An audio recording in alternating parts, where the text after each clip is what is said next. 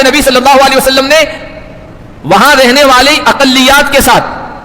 کیا معاملہ کیا ہے؟ یا مسلم حکومتوں میں مسلمانوں کے ساتھ کم تعداد میں رہنے والے جو نان مسلم ہیں، اس میں چاہے مشرک ہو یعنی بتوں کے پجاری، یا یہودی ہو یا عیسائی ہو یا پارسی ہو آتش پرست ہو، ان کے ساتھ کیا معاملہ کیا ہے؟ آج کی دنیا میں، مہذب دنیا میں جو کم تعداد میں ہوتے ہیں، دوسرے مذاہب والے ہوتے ہیں، دنیا ان کو مائنورٹی کہتی ہے،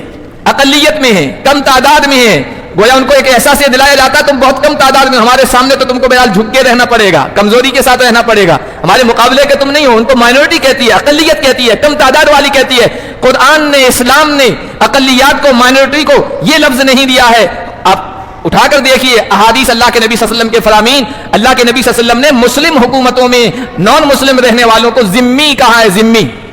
اقلیت بھی کہہ سکتے تھے، اقلیت عربی کا لفظ ہے کم تعداد والے، قلیل، لیکن ذمی کا لفظ کا، ذمی کا کیا مطلب؟ جن کی عزت،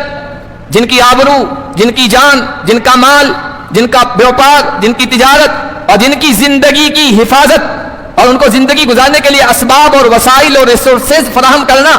یہ مسلم حکومت کی ذمہ داری ہے۔ ان کی ہر چیز کو تحفظ دینا، ان کی حفاظت کرنا، یہ مسلمانوں کی ذمہ داری ہے۔ ان کو ذمی کا لفظ دیا، یہ تصور دیا، یہ اسلام نے دیا، یہ محمد عربی صلی اللہ علیہ وسلم نے دیا ہے۔ اور ان کے بارے میں کیا کہا یہ دیکھیے،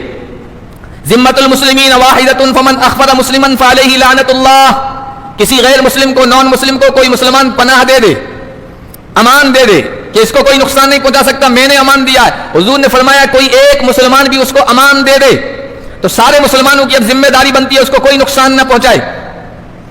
مرد دے، عورت دے، جو بھی امان دے دے، امان دے دیا تو کوئی دوسرا اس کو نقصان نہیں پہنچا سکتا، اور کوئی اس امان کے خلاف کرے گا، کسی نان مسلم کو نقصان پہنچائے گا، اس کی عزت و آبرو پر حملہ کرے گا، یا جان پہ حملہ کرے گا، یا مال پہ حملہ کرے گا، حضور نے فرمایا فعلیہ لعنۃ اللہ والملائکہ والناس اجمعین، اس پر فرشتوں کی لعنت ہے، اللہ کی لعنت ہے، اور سارے لوگوں کی لعنت ہے۔ لعنت کا لفظ بہت خطرناک ہے، استعمال کرنے سے منع کیا ہے، لیکن یہاں پر کہا کہ جو نان مسلم کی عزت و آبرو پر حملہ کرے گا اس پر ساری مخلوق کی لعنت ہے، خود اللہ کی اس پر لعنت ہے۔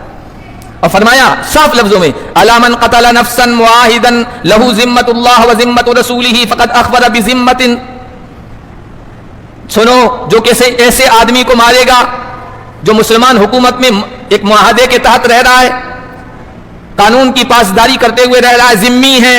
نان مسلم ہے، اسلامی حکومت میں اسلامی حکومت کے قانون کو سامنے رکھتے ہوئے رہ رہا ہے، مسلمانوں سے کوئی جنگ بندی نہیں ہے، جنگ کا معاملہ اس کا نہیں ہے، تو فرمایا جو کوئی بھی اس کی خلاف ورزی کرے گا، اس کو قتل کرے گا، ایسے آدمی کو جس کی زندگی کا ذمہ اللہ نے لیا، اس کے رسول نے دیا،